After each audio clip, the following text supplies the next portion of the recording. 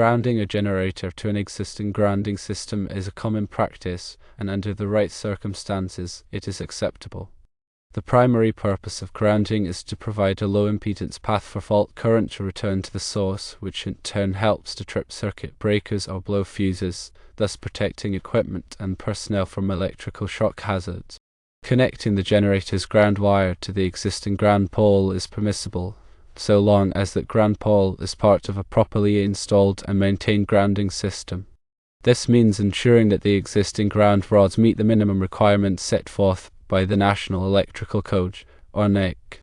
Generally, the NEC requires a grounding electrode system, which often consists of one or more ground rods, ground plates, or connections to a metallic water pipe.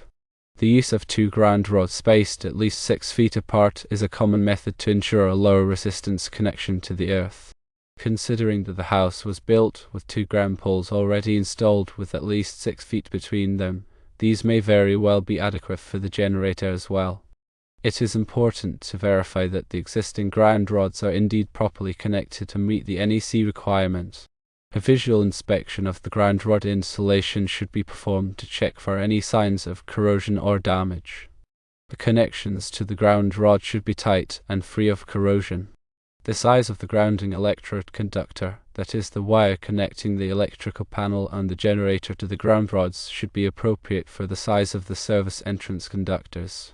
Reference NEC Table 250.66 for guidance on sizing the grounding electrode conductor. Regarding the installation of a third ground pole, it is generally not necessary if the existing two ground poles provide an adequate ground resistance. The NEC requires that the grounding electrode system have a resistance to earth of 25 ohms or less. However, in many jurisdictions, this resistance is not explicitly tested unless there is a specific reason to do so. If there is concern about the ground resistance, a ground resistance tester can be used to measure the actual resistance to earth. If the resistance is higher than 25 ohms, then an additional ground rod or other measures to improve the grounding system may be necessary. The connection of the ground wires from the electrical panel and the generator to the ground rod or grounding system should be done using a grounding lug.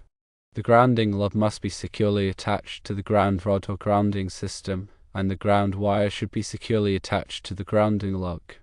All connections must be made in a manner that ensures a permanent and reliable electrical connection. The grounding electrode conductor should be continuous or spliced using reversible compression connectors listed for the purpose. The size of the grounding electrode conductor is determined by NEC Table 250.66. It is very important that the automatic transfer switch is properly installed and that all wiring connections are made correctly. The transfer switch isolates the generator from the utility power when the generator is running, preventing backfeed to the utility grid, which could be dangerous and illegal. The transfer switch also ensures that the generator is properly synchronized with the house wiring. Always follow the manufacturer's instructions for the installation and operation of the transfer switch.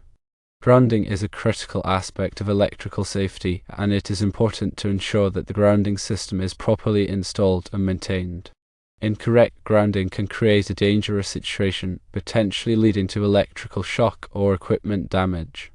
If there are any doubts or concerns about the grounding system, it is always best to consult with a qualified electrician. Firstly, ensure that all electrical work complies with the local electrical codes and regulations. These codes are in place to protect people and property from electrical hazards. Secondly, when working with electricity, always turn off the power at the main breaker before making any connections or modifications. Thirdly, double check all wiring connections to ensure they're tight and secure. Fourthly, use the correct size and type of wire for all electrical connections. Fifthly, never overload electrical circuits. Sixthly, if you are not comfortable working with electricity, hire a qualified electrician to do the work.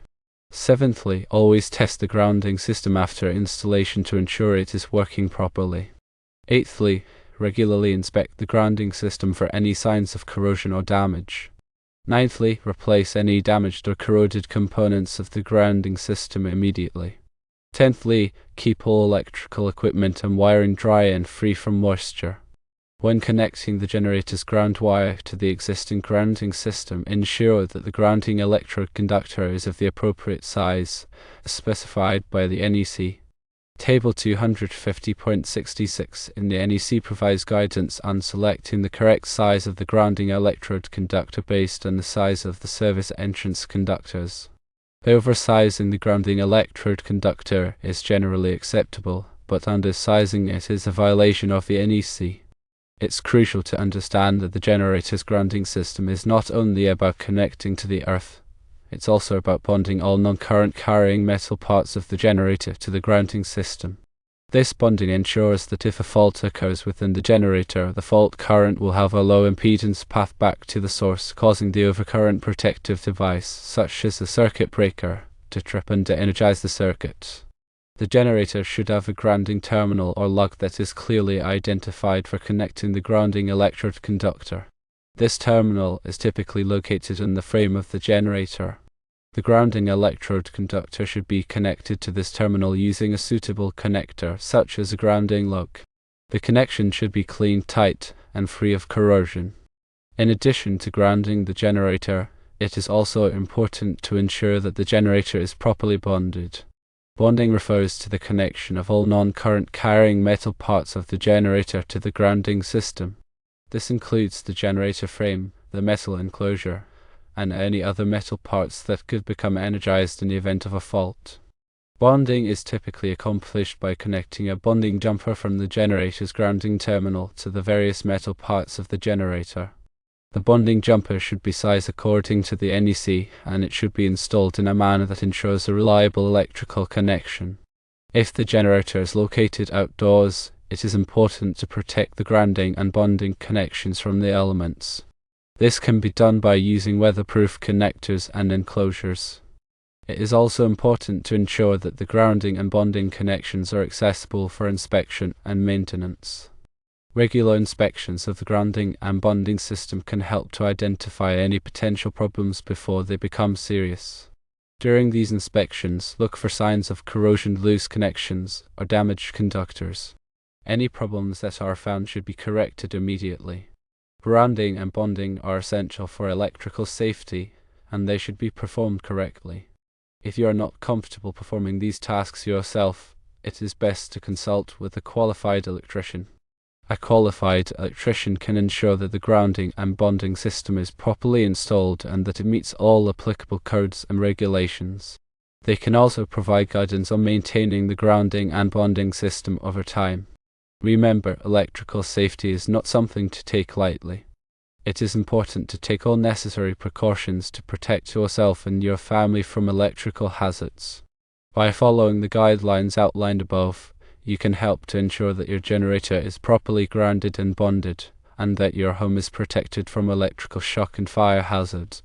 In summary, you can connect the generator ground wire to the existing ground pole, provided that the ground pole is part of a properly installed and maintained grounding system that meets the requirements of the NEC and local electrical codes.